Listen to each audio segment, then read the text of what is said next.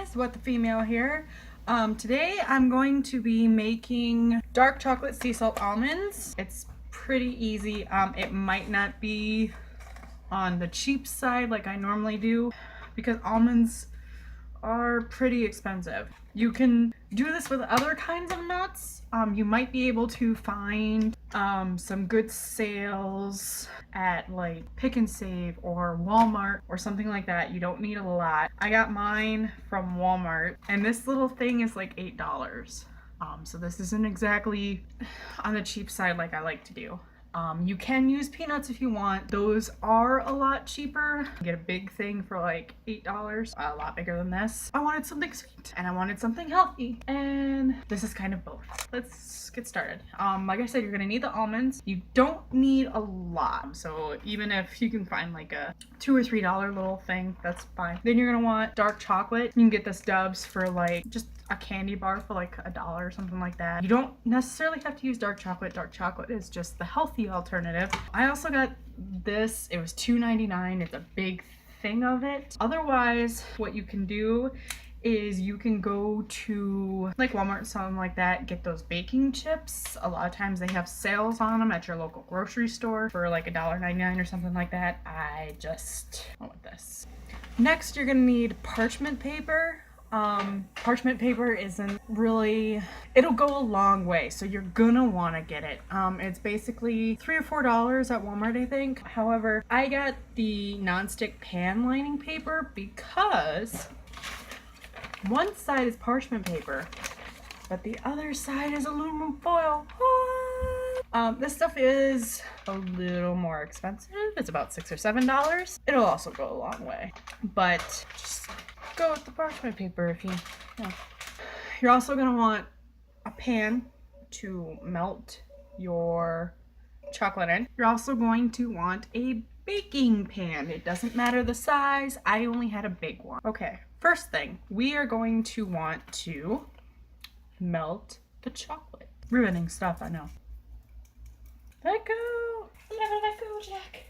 Now, you're gonna want the chocolate on a low heat because you don't want to burn it. You're also gonna want a wooden spoon for cooking. The wooden spoon will help a lot, and you're gonna want to constantly stir to make sure that it's all the way melted and that you don't burn it, because burnt chocolate is bad. So remember, just stir, stir, stir. Oh, that's really chocolatey. Oh.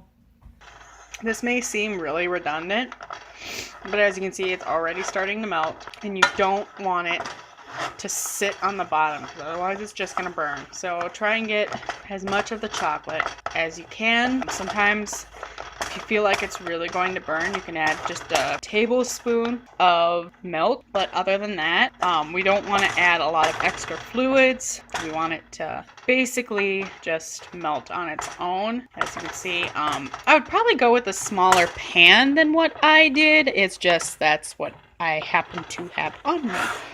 So that is why it is the way it is. You're gonna want it on a low heat, like I said before, probably a 2, just so that it's hot enough but not too hot. And as you can see, it's now nice and creamy. I would recommend breaking it into smaller pieces. I ended up having to chop it in the pan just because I was an idiot and didn't make it into smaller pieces. It'll make it easier. With the low heat, you're not gonna burn as fast, and with the constant stirring, it's not going to sit on the bottom long enough to burn. So you're going to get this nice and creamy look, and that's what we want. And this is all we need the oven for, so you can turn that off and be done with it.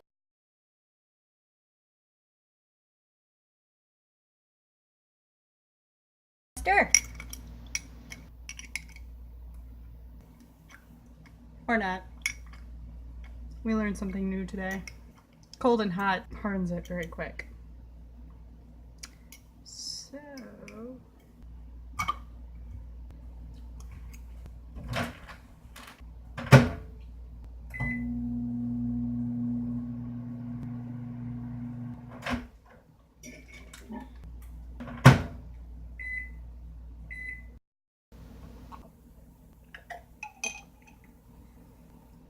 tastes like frothy chocolate. Tastes good. Here on my channel, we learn new things. No, you cannot make chocolate milk. You have to make hot chocolate. So if you did what I did, just throw it in the microwave for a little while. Make sure it's a microwave safe container.